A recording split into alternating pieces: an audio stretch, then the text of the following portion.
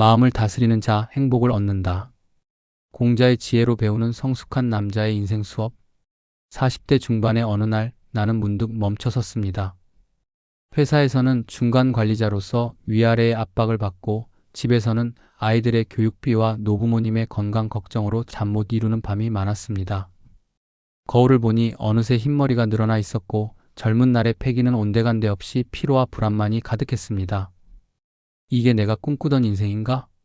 많은 40대, 50대, 60대 남성들이 이런 질문 앞에 서게 됩니다. 우리는 인생의 한가운데 혹은 후반전에 접어들면서 지나온 삶을 돌아보고 남은 인생을 어떻게 살아야 할지 고민하게 됩니다.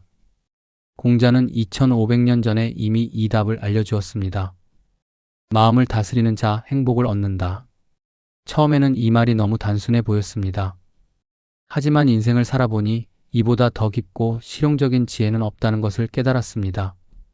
외부 환경을 바꾸려 애쓰기보다 내 마음을 다스리는 것이 진정한 행복의 열쇠였던 것입니다. 이 글은 바쁜 일상 속에서 자신을 잃어버린 혹은 새로운 인생의 방향을 찾고 있는 중년 남성들을 위한 것입니다. 공자의 지혜를 통해 우리는 더 성숙하고 더 평화롭고 더 의미 있는 삶을 살아갈 수 있습니다.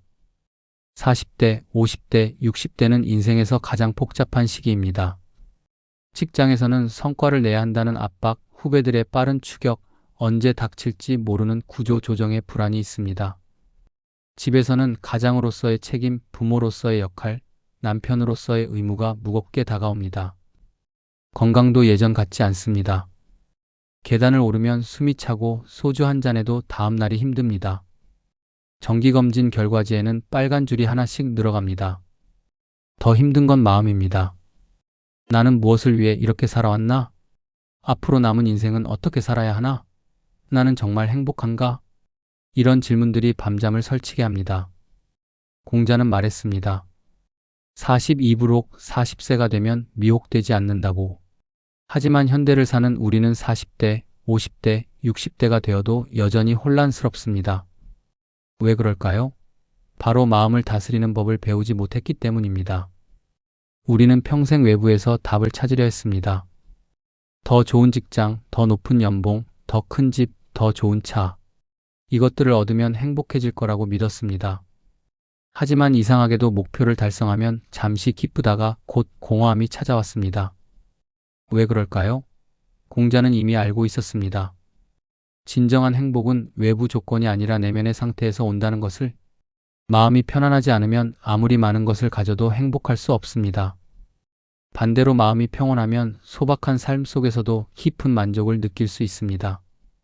저는 이것을 직접 경험했습니다. 10년 전 승진에 실패했을 때 저는 깊은 좌절에 빠졌습니다. 밤마다 술을 마셨고 세상을 원망했습니다. 하지만 그때 우연히 읽은 공자의 논어가 제 인생을 바꿨습니다. 군자는 자신에게서 구하고 소인은 남에게서 구한다. 이 문장을 읽는 순간 깨달았습니다. 나는 평생 남 탓, 환경 탓만 했구나. 진짜 문제는 외부가 아니라 내 마음가짐이었구나. 그날부터 저는 마음 공부를 시작했습니다. 명상, 독서, 사색, 그리고 가장 중요한 것, 내 마음을 관찰하고 다스리는 연습을 시작했습니다. 놀랍게도 외부 상황은 크게 바뀌지 않았지만 제 삶은 완전히 달라졌습니다. 같은 직장, 같은 연봉이었지만 훨씬 더 행복했습니다. 관계도 좋아졌고 건강도 회복되었습니다. 마음을 다스리자 삶이 바뀌었습니다. 공자는 말했습니다. 아는 것을 안다고 하고 모르는 것을 모른다고 하는 것, 이것이 진정 아는 것이다. 마음을 다스리는 첫걸음은 자기 자신을 정확히 아는 것입니다. 50대 초반의 김 부장은 회사에서 인정받는 베테랑이었습니다. 하지만 집에만 오면 화를 냈습니다. 아내와 자식들은 그를 피했고 그는 외로웠습니다. 상담을 통해 그는 자신의 진짜 모습을 마주했습니다. 회사에서는 완벽해야 한다는 강박, 실패에 대한 두려움, 인정받고 싶은 욕구. 이런 마음들이 집에서 분노로 폭발하고 있었던 것입니다. 자신을 알게 된 후 김 부장은 변화하기 시작했습니다. 완벽하지 않아도 괜찮다는 것을, 약한 모습을 보여도 괜찮다는 것을 받아들였습니다. 이제 그는 집에서도 편안합니다. 아내와 대화하고 아이들과 웃습니다. 같은 사람이지만 마음을 알게 되면서 삶이 완전히 달라진 것입니다. 우리도 자문해 봅시다. 나는 무엇을 두려워하는가? 나는 무엇에 집착하는가? 나는 무엇 때문에 화가 나는가? 나는 진정으로 무엇을 원하는가? 이런 질문들에 솔직하게 답하는 것, 그것이 마음 공부의 시작입니다. 공자의 손자 자사는 중용에 대해 이렇게 말했습니다. 지나침도 모자람도 없는 상태, 이것이 중용이다. 40대 이후의 삶에서 가장 중요한 것이 바로 이 균형입니다. 일과 가정의 균형, 건강과 성취의 균형, 야망과 만족의 균형. 젊었을 때는 한쪽으로 치우쳐도 괜찮았습니다. 하지만 중년에는 균형이 없으면 모든 것이 무너집니다. 저는 40대 초반에 일에만 몰두했습니다. 승진하기 위해, 성공하기 위해 주말도 없이 일했습니다. 결과는 건강을 잃었고 가족과 멀어졌고 정작 큰 성과도 내지 못했습니다. 중용을 깨달은 후 저는 달라졌습니다. 일주일에 3번은 운동을 하고 주말에는 가족과 시간을 보냅니다. 일도 중요하지만 적당히 합니다. 놀랍게도 효율은 오히려 더 좋아졌습니다. 맑은 정신으로 일하니 실수도 줄고 창의적인 아이디어도 더 많이 떠오릅니다. 중용은 타협이 아닙니다. 오히려 최상의 상태를 만드는 지혜입니다. 회식 자리에서도 마찬가지입니다. 젊었을 때는 분위기에 휩쓸려 과음했습니다. 이제는 적당히 마시고 일찍 집에 갑니다. 다음날 개운한 아침, 가족과 함께하는 아침 식사. 이것이 진짜 행복입니다. 공자는 자기를 이기고 예로 돌아가는 것이 인이다라고 했습니다. 여기서 자기를 이긴다는 것은 감정에 휘둘리지 않는다는 뜻입니다. 40대 후반의 박 과장은 화가 많았습니다. 부하 직원이 실수하면 소리를 질렀고 집에서도 작은 일에 짜증을 냈습니다. 그는 이것이 자신의 성격이라고 생각했습니다. 하지만 상담을 받으면서 깨달았습니다. 화는 성격이 아니라 습관이었습니다. 그리고 습관은 바꿀 수 있습니다. 박 과장은 화가 날 때마다 다음과 같이 실천했습니다. 심호흡을 3번 한다. 10까지 천천히 센다. 지금 화를 내면 어떤 결과가 올까? 자문한다. 이 상황을 다르게 볼 수는 없을까? 생각한다. 처음에는 어색했습니다. 하지만 몇 달 후 놀라운 변화가 일어났습니다.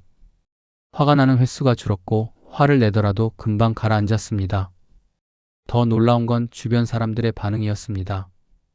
부하 직원들이 먼저 다가왔고 아내는 당신 많이 변했다며 웃었습니다. 감정의 노예가 아니라 주인이 되자 삶의 질이 완전히 달라진 것입니다.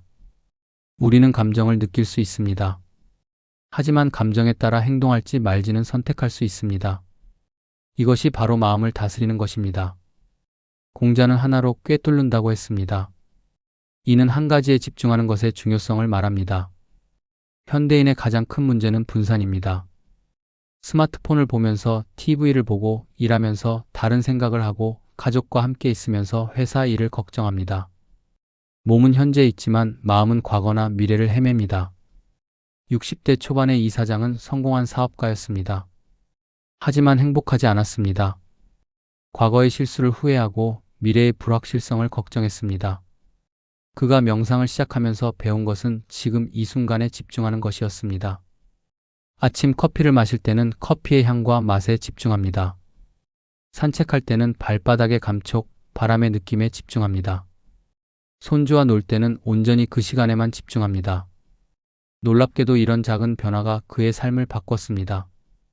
불안이 줄어들고 감사함이 늘어났습니다. 같은 하루지만 훨씬 더 풍요롭게 느껴졌습니다. 현재에 집중하는 연습을 해봅시다. 식사할 때는 음식의 맛에 집중, 샤워할 때는 물의 감촉에 집중, 걸을 때는 걸음걸이에 집중, 대화할 때는 상대방의 말에 집중. 이렇게 하루에 몇 번이라도 현재로 돌아오는 연습을 하면 마음이 점점 고요해집니다. 공자는 배우고 때때로 익히면 기쁘지 않은가라고 했습니다. 여기서 배움은 단순히 지식이 아니라 타인으로부터 배우는 것을 포함합니다. 중년 남성들이 가장 어려워하는 것이 바로 듣기입니다. 우리는 평생 말하는 훈련만 받았습니다. 회의에서 발표하고 부하 직원에게 지시하고 가족에게 충고합니다. 하지만 정작 듣는 법은 배우지 못했습니다. 50대 중반의 최 이사는 모든 면에서 성공했지만 외로웠습니다. 아내와는 대화가 없었고 자식들은 그를 피했습니다. 친구들도 점점 만나지 않으려 했습니다. 왜 그랬을까요? 그는 항상 말만 했습니다. 상대방이 무슨 말을 하든 끊고 자기 이야기를 했습니다. 조언이라는 이름으로 가르치려 들었습니다. 코칭을 받으면서 그는 경청을 배웠습니다. 진정한 경청이란 상대방의 말을 끝까지 듣는 것, 판단하지 않고 이해하려는 것, 말뿐 아니라 감정까지 듣는 것, 해결책을 제시하기보다 공감하는 것. 최 이사는 아내와 대화할 때 이렇게 바꿨습니다. 전에는 그래서 뭐? 그게 문제야? 이렇게 하면 되잖아. 이제는 그랬구나. 그때 어떤 기분이었어? 더 얘기해 줄래? 놀랍게도 아내는 변했습니다.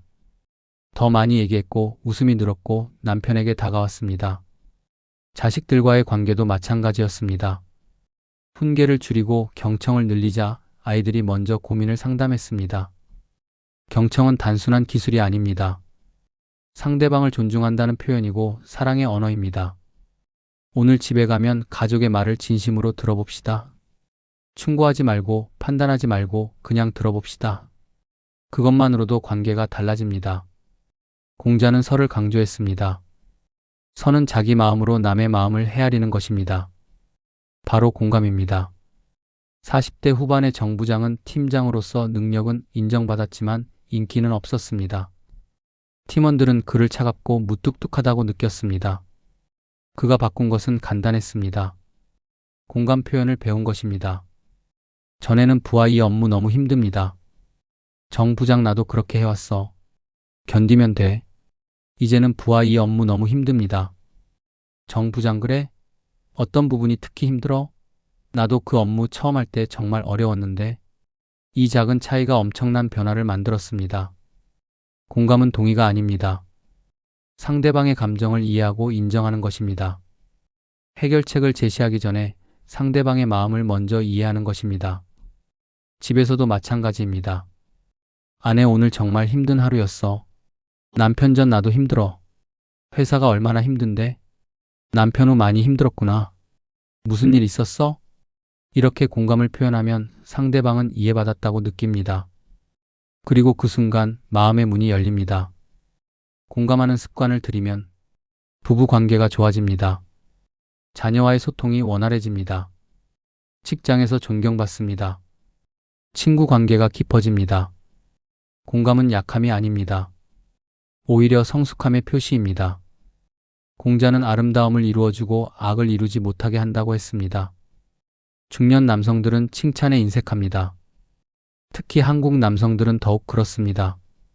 가족에게도 부하 직원에게도 칭찬보다는 지적이 먼저입니다. 하지만 칭찬과 격려만큼 강력한 것은 없습니다. 55세의 한 차장은 이것을 깨닫고 실천했습니다. 부하 직원이 보고서를 제출하면 이 부분 잘했네. 자네 실력이 많이 늘었어. 아내가 저녁을 차리면 오늘 음식 정말 맛있어. 고마워.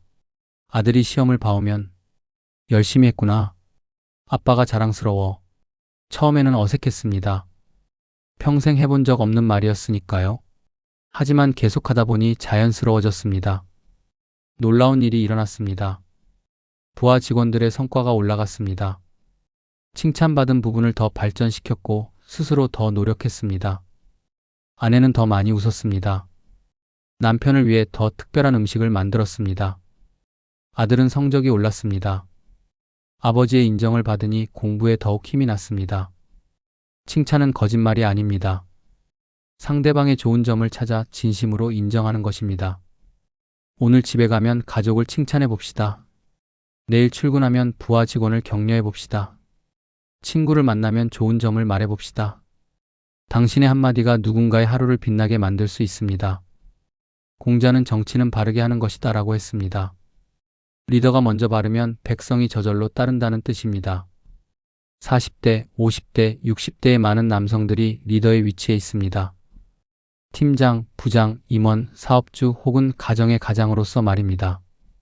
하지만 진정한 리더십은 지시하는 것이 아니라 모범을 보이는 것입니다. 58세의 김 본부장은 이것을 몸소 실천했습니다. 퇴근 시간이 되면 그가 먼저 퇴근합니다. 오늘 수고했어. 내일 봅시다. 처음에는 부하들이 어리둥절했습니다. 하지만 본부장이 퇴근하니 그들도 퇴근할 수 있었습니다. 회의에서 실수를 하면 그가 먼저 인정합니다. 제가 판단을 잘못했네요. 다음에는 더 신중하겠습니다. 이렇게 하니 부하들도 실수를 두려워하지 않고 솔직해졌습니다. 힘든 프로젝트가 있으면 그가 먼저 나섭니다. 이건 내가 할게. 자네들은 다른 업무에 집중해. 이런 모습을 보니 팀원들도 어려운 일에 자발적으로 나섰습니다. 1년 후 그의 팀은 회사에서 가장 성과가 좋은 팀이 되었습니다. 비결은 솔선수범하는 리더십이었습니다.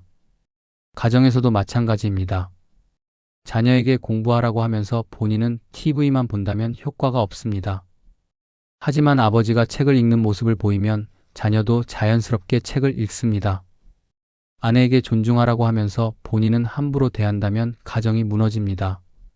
하지만 아내를 존중하는 모습을 보이면 온 가족이 서로 존중합니다. 말이 아니라 행동으로 보여주는 것, 이것이 진정한 리더십입니다. 공자는 사람 사이에 믿음이 없으면 설 수 없다고 했습니다. 신뢰는 하루아침에 만들어지지 않습니다. 작은 약속을 지키는 것에서 시작됩니다. 52세의 이 팀장은 이것을 깨달았습니다. 내일 보고서 검토해 줄게. 정말 다음 날 검토해 줍니다. 다음 주 회식은 6시에. 정확히 6시에 시작합니다. 내 의견을 반영하겠어. 실제로 반영합니다. 작은 약속이지만 지켰습니다. 처음에는 별거 아닌 것 같았습니다. 하지만 6개월 후 팀원들의 태도가 달라졌습니다. 팀장님 말씀이면 믿을 수 있어요. 팀장님은 약속을 꼭 지키세요. 신뢰가 쌓이니 모든 것이 쉬워졌습니다. 지시하지 않아도 일이 진행되었고 갈등이 줄어들었고 성과가 올랐습니다. 가정에서도 마찬가지입니다. 주말에 놀러 가자. 정말 갑니다. 담배 끊을게. 정말 끊습니다. 9시까지 들어올게. 정말 9시에 옵니다. 이런 작은 약속들을 지키면 가족의 신뢰가 쌓입니다. 그 신뢰 위에서 깊은 관계가 만들어집니다. 반대로 약속을 어기면 신뢰가 무너집니다. 한 번, 두 번 어기다 보면 아빠 말은 믿을 수 없어가 됩니다. 신뢰는 리더십의 기초입니다. 신뢰 없이는 어떤 것도 이룰 수 없습니다. 공자는 평생 제자를 가르쳤습니다. 가르치는 것에 차별이 없다는 것이 그의 철학이었습니다. 60대 초반의 박상무는 은퇴를 앞두고 있었습니다. 그는 깨달았습니다. 자신의 경험과 지식이 사라지는 것이 아깝다는 것을. 그래서 시작했습니다. 후배 양성을. 매주 한 번 젊은 직원들과 점심을 먹으며 이야기를 나눕니다. 그들의 고민을 들어주고 자신의 경험을 나눕니다. 억지로 가르치지 않습니다. 그저 들어주고 함께 생각합니다. 6개월 후 놀라운 일이 일어났습니다. 후배들이 성장했습니다. 박상무의 조언 덕분에 프로젝트를 성공시켰고 승진했고 문제를 해결했습니다. 그런데 더 놀라운 건 박상무 자신이었습니다. 그는 행복했습니다. 젊은이들의 성장을 보는 것이 자신의 성공보다 더 기뻤습니다. 은퇴 후에도 그는 멘토로 활동합니다. 후배들은 여전히 그를 찾아와 조언을 구합니다. 그는 외롭지 않고 쓸모없다고 느끼지 않습니다. 후배를 양성하는 것은 단순히 지식을 전달하는 것이 아닙니다. 자신의 삶에 의미를 부여하고 다음 세대에 기여하고 자신도 계속 성장하는 길입니다. 우리 모두는 누군가의 멘토가 될 수 있습니다. 직장에서는 후배 직원에게, 가정에서는 자녀에게, 사회에서는 청년들에게 우리의 경험과 지혜를 나누면 우리 자신도 더 풍요로워집니다. 공자는 지혜로운 자는 물을 좋아하고 어진 자는 산을 좋아한다고 했습니다. 현대인, 특히 중년 남성들은 자연과 단절되어 살아갑니다. 콘크리트 건물, 자동차, 사무실, 하루 종일 인공적인 환경에서 지냅니다. 그래서 마음이 메마릅니다. 54세의 조 과장은 우울증으로 고생했습니다. 약을 먹어도 상담을 받아도 나아지지 않았습니다. 그런데 우연히 등산을 시작했습니다. 처음에는 건강 때문이었습니다. 하지만 산에 가면서 놀라운 변화가 일어났습니다. 산에 오르면 잡념이 사라졌습니다. 한 걸음 한 걸음 내딛는 것에만 집중했습니다. 숲의 향기, 새소리, 바람소리, 이런 것들이 마음을 치유했습니다. 정상에 올라 세상을 내려다볼 때 깨달았습니다. 내 고민이 얼마나 작은지, 세상은 넓고 나는 자연의 일부일 뿐이라는 것을. 6개월 후 조 과장의 우울증이 많이 좋아졌습니다. 약도 줄었고 웃음도 늘었습니다. 자연은 최고의 치유자입니다. 꼭 등산이 아니어도 됩니다. 공원을 산책하거나 바다를 보거나 정원을 가꾸는 것만으로도 충분합니다. 주말에 가족과 함께 자연으로 나가봅시다. 스마트폰은 잠시 꺼두고 자연과 교감해 봅시다. 그것만으로도 마음이 치유됩니다. 공자는 음악을 사랑했습니다. 시로서 일어서고 예로서 서고 악으로서 완성된다고 했습니다. 많은 중년 남성들이 취미가 없습니다. 일과 가정에 치여 자신만의 시간이 없습니다. 그래서 삶이 무미건조합니다.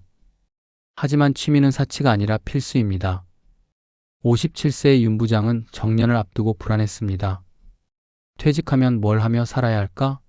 골프 말고는 할 줄 아는 게 없었습니다. 그때 아내의 권유로 서예를 배웠습니다. 처음에는 시큰둥했습니다. 이 나이에 서예를? 하지만 막상 해보니 재미있었습니다.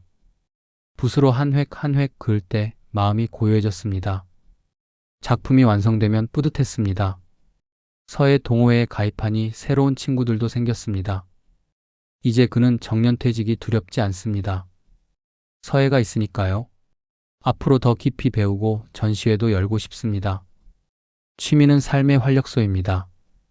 악기를 배우든 그림을 그리든 사진을 찍든 뭐든 좋습니다. 자신이 즐기는 무언가를 찾아봅시다. 일주일에 한두 시간이라도 온전히 자신을 위한 시간을 가지면 삶의 질이 확 달라집니다. 공자는 하루를 성찰하지 않으면 편안하지 않다고 했습니다. 명상은 종교적인 것이 아닙니다. 마음을 정리하는 실용적인 도구입니다. 50대 초반의 강 대리는 불면증으로 고생했습니다. 밤에 누우면 온갖 걱정이 머릿속을 맴돌았습니다. 상담사의 권유로 명상을 시작했습니다. 매일 잠들기 전 10분 조용히 앉아 호흡에 집중했습니다.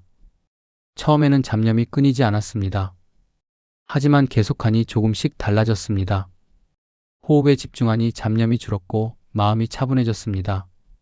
한 달 후 불면증이 많이 나아졌습니다. 명상 후에는 편안하게 잠들 수 있었습니다.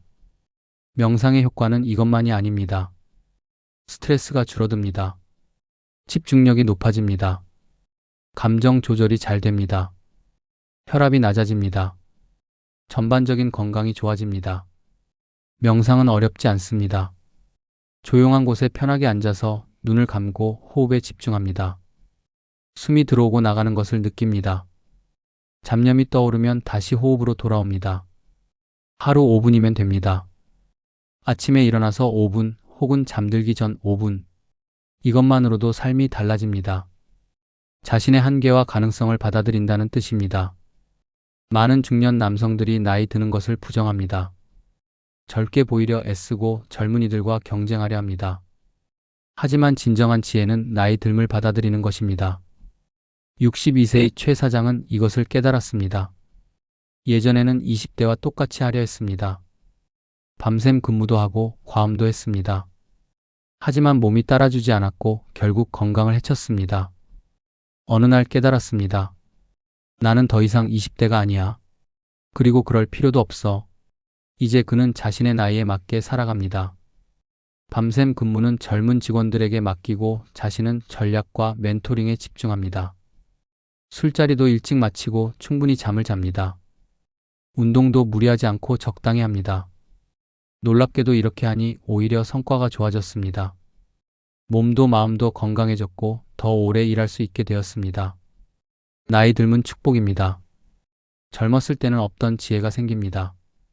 경험이 쌓이고 판단력이 좋아지고 사람을 보는 눈이 생깁니다. 흰머리를 숨기지 맙시다. 그것은 우리가 살아온 증거입니다. 주름살을 부끄러워하지 맙시다. 그것은 우리가 웃었던 흔적입니다. 나이에 맞게 자신답게 사는 것, 그것이 진정한 멋입니다. 공자는 군자는 궁하여도 곤란하지 않다고 했습니다. 물질적으로 부족해도 마음은 풍요로울 수 있다는 뜻입니다. 하지만 현실적으로 경제적 준비는 필요합니다. 55세의 김 본부장은 일찍부터 노후를 준비했습니다. 매달 일정 금액을 저축하고 연금에 가입했습니다. 집도 일찍 마련했고 빚도 정리했습니다. 하지만 더 중요한 것은 마음의 준비였습니다. 돈이 많으면 행복할까? 그는 자문했습니다. 그리고 깨달았습니다. 돈보다 중요한 것은 건강, 가족, 의미 있는 활동이라는 것을. 그래서 지금부터 준비합니다. 건강을 위해 운동하고 가족과 좋은 관계를 유지하고 취미를 개발합니다. 봉사활동도 시작했습니다. 은퇴 후에도 할 일이 많습니다. 건강하게 운동하고 가족과 시간을 보내고 취미를 즐기고 봉사활동을 하면 됩니다. 돈이 전부가 아닙니다. 물론 필요하지만 그것만으로는 행복할 수 없습니다.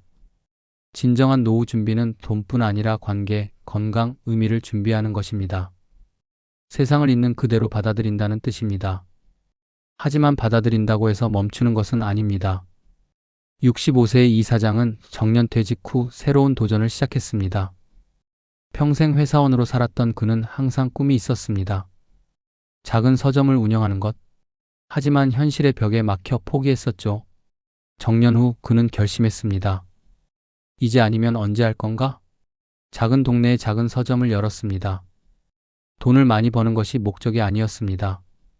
좋아하는 일을 하며 사람들과 만나고 의미 있는 시간을 보내는 것이 목적이었습니다. 1년 후 그는 행복합니다. 수입은 예전보다 적지만 삶의 만족도는 훨씬 높습니다. 매일 책을 읽고 손님들과 대화하고 독서 모임을 운영합니다. 이제야 진짜 내 인생을 사는 것 같아요. 나이는 숫자에 불과합니다.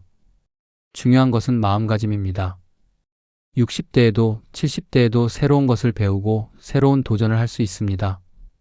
늦은 나이는 없습니다. 시작하지 않는 것만이 문제입니다. 공자는 부부가 화목하면 만사가 형통한다고 했습니다. 많은 중년 남성들이 부부 관계에서 어려움을 겪습니다. 오랜 세월 함께 살다 보니 서로에 대한 관심이 줄어들고 대화가 없어지고 그저 한 집에 사는 타인처럼 느껴집니다. 58세의 박 부장 부부가 그랬습니다. 30년을 함께 살았지만 대화가 없었습니다. 아침에는 인사도 없이 각자 출근하고 저녁에는 TV만 보다 잠들었습니다. 어느 날 아내가 말했습니다. 우리 이혼할까요? 충격을 받은 박 부장은 상담을 받았습니다. 그리고 깨달았습니다.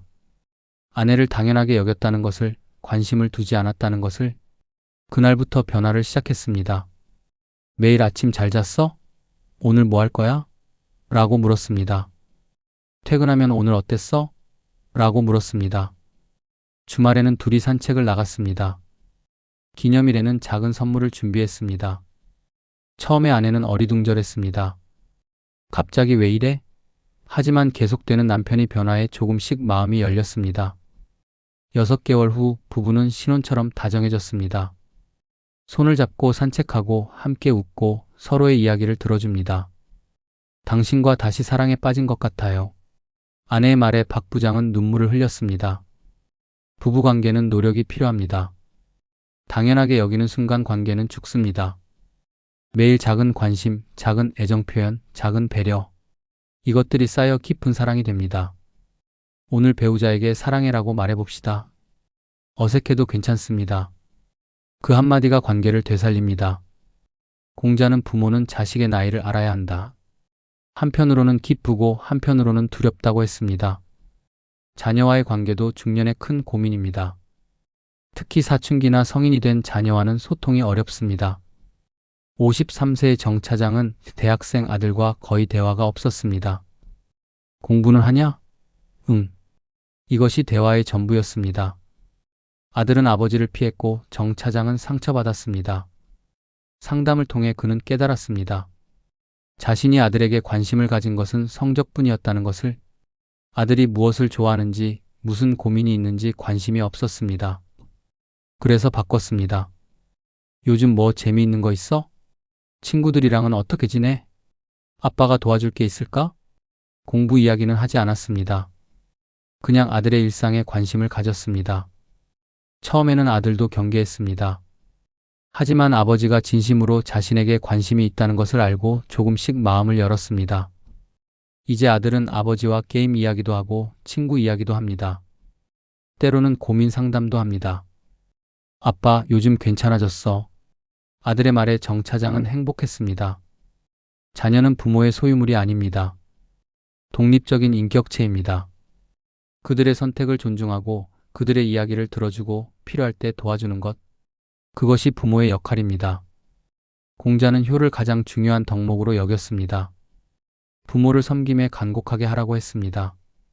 40대, 50대, 60대는 부모님을 모셔야 하는 나이입니다. 이것은 기쁨이자 동시에 부담입니다. 56세의 한 과장은 치매에 걸린 어머니를 모시고 있었습니다. 처음에는 힘들었습니다. 같은 질문을 수십 번 반복하시고 밤에 돌아다니시고 때로는 화도 내셨습니다. 한 과장은 지쳤고 때로는 짜증이 났습니다. 왜 나만 이런 고생을 해야 하나? 원망도 했습니다. 하지만 어느 날 깨달았습니다. 어머니가 자신을 키울 때도 똑같이 힘들었을 것이라는 것을, 밤에 잠 못 자고 짜증나고 지쳤을 것이라는 것을. 하지만 어머니는 사랑으로 견뎠습니다. 이제 내가 어머니께 그 사랑을 돌려드릴 차례구나. 마음가짐을 바꾸니 모든 것이 달라졌습니다. 어머니의 손을 잡고 산책하는 것이 부담이 아니라 선물로 느껴졌습니다. 같은 질문에 대답하는 것이 짜증이 아니라 효도로 느껴졌습니다. 어머니 사랑합니다. 매일 이렇게 말하니 어머니도 웃으셨습니다. 부모님은 영원하지 않습니다. 함께 할 수 있는 시간이 제한적입니다. 지금 할 수 있는 효도를 하십시오. 나중에 후회하지 않도록, 부모님이 편안하시도록. 그것이 우리가 받은 사랑을 갚는 길입니다. 공자는 좋아하는 일을 하면 평생 일하는 날이 없다고 했습니다. 많은 중년 남성들이 일에 지쳐 있습니다. 30년, 40년을 일했지만 여전히 은퇴가 멀었고 열정은 사라졌습니다. 하지만 일에 대한 태도를 바꾸면 모든 것이 달라집니다. 59세의 장 부장은 회사 생활 35년 차였습니다. 매일이 지루했고 출근이 고역이었습니다. 그런데 어느 날 후배가 물었습니다. 부장님, 이 일 어떻게 하는 거예요? 장 부장은 자세히 알려줬습니다. 후배가 고마워하는 모습을 보니 뿌듯했습니다. 그때 깨달았습니다. 내 역할이 바뀌었구나. 이제는 직접 하는 것이 아니라 가르치고 조언하고 지원하는 것이구나. 그날부터 일에 대한 태도가 바뀌었습니다. 성과를 내는 것보다 후배를 키우는 것에 집중했습니다. 완벽하게 하려는 강박을 버리고 적당히 하되 의미 있게 하려고 했습니다. 놀랍게도 일이 즐거워졌습니다. 후배들이 성장하는 모습이 보람 있었고 여유가 생기니 창의적인 아이디어도 떠올랐습니다. 일은 그저 돈을 버는 수단이 아닙니다. 의미를 만들고 기여하고 성장하는 수단입니다. 나이에 맞는 일의 방식을 찾으면 은퇴까지 즐겁게 일할 수 있습니다. 후배와의 협력. 공자는 옛것을 배우고 새것을 안다고 했습니다. 요즘 직장에서는 세대 갈등이 심합니다. 베테랑은 젊은이들을 이해하지 못하고 젊은이들은 선배를 구시대적이라고 여깁니다. 하지만 협력하면 시너지가 납니다. 55세의 최 팀장은 30대 팀원들과 갈등이 많았습니다. 젊은 직원들은 새로운 방식을 제안하고 최 팀장은 우리는 원래 이렇게 해왔어라며 거부했습니다. 하지만 한 프로젝트에서 젊은 직원의 제안을 받아들였습니다. 처음에는 불안했지만 결과는 놀라웠습니다. 효율이 2배로 올랐고 고객도 만족했습니다. 깨달았습니다. 내 방식이 절대적인 것은 아니구나. 새로운 것도 배워야겠구나. 이제 최 팀장은 젊은 직원들의 의견을 경청합니다. 그들의 디지털 능력을 배우고 새로운 트렌드를 익힙니다. 반대로 젊은 직원들도 최 팀장의 경험과 인맥을 배웁니다. 서로 가르치고 배우며 성장합니다. 요즘 팀 분위기가 정말 좋아요. 모두가 말합니다. 세대 갈등은 자연스러운 것입니다. 하지만 서로를 존중하고 배우려는 자세가 있으면 협력으로 바뀝니다. 젊은 세대의 장점을 인정하고 우리의 경험을 나누면 모두가 성장합니다. 공자는 군자는 도를 근심하지 가난을 근심하지 않는다고 했습니다. 많은 남성들이 은퇴를 두려워합니다. 직장이 자신의 정체성의 전부였기 때문입니다. 저는 삼성의 김 부장입니다. 저는 현대의 이 차장입니다. 직함이 곧 자신이었습니다. 그러니 은퇴하면 자신이 사라지는 것 같습니다. 60세의 박 본부장은 은퇴 1년 전부터 준비했습니다. 새로운 정체성을 만들기 시작했습니다. 저는 사진작가입니다. 저는 봉사활동가입니다.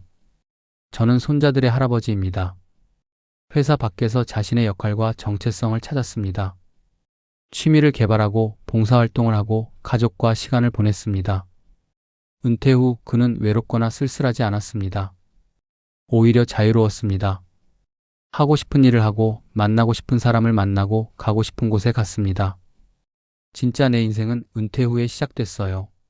일은 중요합니다. 하지만 일이 전부는 아닙니다. 은퇴 전부터 일 너머의 정체성을 만들어야 합니다. 취미, 봉사, 가족, 친구 이런 것들이 은퇴 후의 삶을 풍요롭게 만듭니다. 공자는 남과 비교하지 말고 자신과 비교하라고 했습니다. 우리가 불행한 이유는 항상 남과 비교하기 때문입니다. 저 사람은 더 높은 직위에 있어. 저 사람은 더 큰 집에 살아. 저 사람은 자식이 더 잘 됐어. 비교는 끝이 없습니다. 위를 보면 한도 끝도 없습니다. 52세의 윤 차장은 동창 모임에 가는 것이 괴로웠습니다. 친구들은 대부분 성공했습니다. 사업가, 의사, 변호사.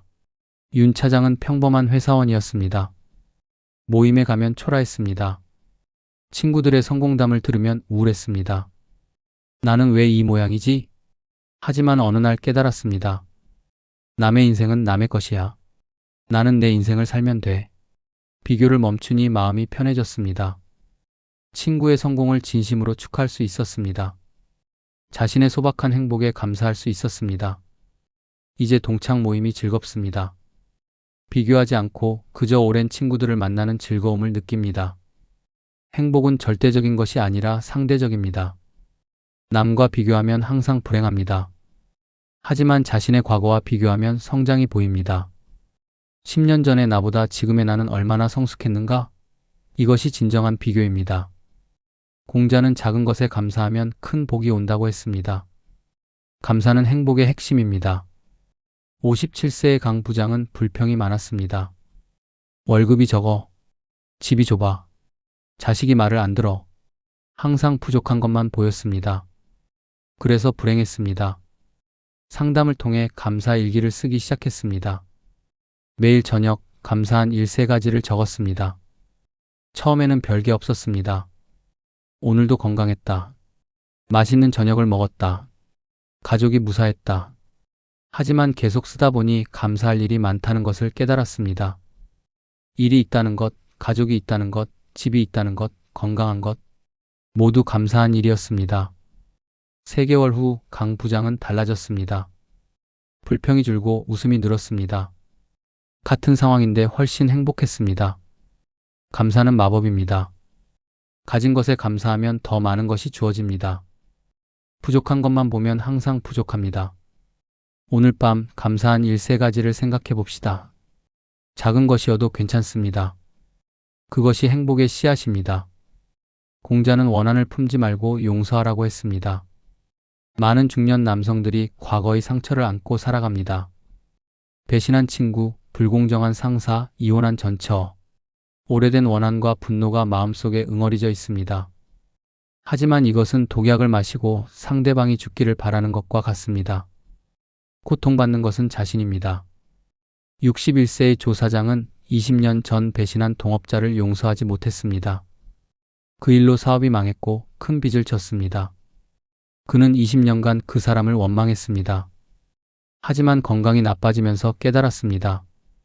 내가 왜 20년간 이 사람 때문에 괴로워했지? 이제 놓아줘야겠다. 용서는 상대방을 위한 것이 아닙니다. 자신을 위한 것입니다. 조 사장은 그 사람에게 연락했습니다. 이제 다 용서했소. 편하게 사시오. 전화를 끊는 순간 20년의 짐이 내려졌습니다. 가슴이 시원했습니다. 오랜 증오가 사라지니 평화가 찾아왔습니다. 용서하십시오. 상대방이 사과하지 않아도 후회하지 않아도 용서하십시오. 그것은 상대방을 위한 것이 아니라 당신 자신을 위한 것입니다. 용서하는 순간 자유로워집니다. 공자는 배운 것을 전하지 않으면 끊어진다고 했습니다. 우리는 인생을 살면서 많은 것을 배웠습니다. 실패와 성공을 통해, 기쁨과 슬픔을 통해, 만남과 이별을 통해 이 지혜를 다음 세대에 전해야 합니다. 63세의 이 회장은 자서전을 쓰기 시작했습니다. 거창한 성공담이 아닙니다. 자신이 살아온 이야기, 실패담, 깨달은 것들을 솔직하게 썼습니다. 손자들이 나중에 읽고 할아버지를 이해하고 교훈을 얻기를 바랐습니다. 글을 쓰면서 이 회장 자신도 많은 것을 깨달았습니다. 인생을 돌아보며 감사했고 후회도 정리했고 미래를 준비했습니다. 꼭 책을 쓸 필요는 없습니다. 손주들에게 이야기를 들려주거나 젊은 사람들에게 조언을 하거나 블로그를 쓰거나 어떤 방식이든 좋습니다. 우리의 지혜를 나누는 것, 그것이 진정한 유산입니다. 봉사와 기여. 공자는 힘이 미치는 한남을 돕는다고 했습니다. 인생의 후반전은 받는 것이 아니라 주는 것에 집중할 때입니다. 58세의 박 부장은 은퇴 후 봉사활동을 시작했습니다. 주 2회 무료 급식소에서 봉사합니다. 처음에는 시간이 남아서 시작했습니다. 하지만 계속하면서 깨달았습니다. 내가 받는 것이 더 많구나. 어르신들의 감사 인사, 동료 봉사자들과의 우정, 누군가에게 도움이 된다는 보람. 이런 것들이 그를 행복하게 했습니다. 봉사는 특별한 것이 아닙니다. 재능 기부도 좋고 시간 기부도 좋고 작은 도움도 좋습니다. 중요한 것은 나누는 마음입니다. 우리가 가진 것을 나눌 때 우리는 더 풍요로워집니다. 역설적이지만 진실입니다. 공자는 아침에 도를 들으면 저녁에 죽어도 좋다고 했습니다. 죽음은 피할 수 없습니다. 하지만 어떻게 준비하느냐에 따라 삶의 질이 달라집니다. 65세의 최 사장은 유언장을 작성했습니다. 재산 분배뿐 아니라 자신의 바람도 적었습니다. 간소한 장례, 기부할 곳, 가족에게 남기는 메시지. 이것을 작성하면서 마음이 편안해졌습니다. 정리가 되니 오히려 현재를 더 즐길 수 있었습니다. 죽음을 준비하는 것은 비관적인 것이 아닙니다. 오히려 삶을 더 충실하게 사는 방법입니다. 언제든 떠날 준비가 되어 있으면 오늘을 더 소중하게 살 수 있습니다. 후회 없이 살 수 있습니다.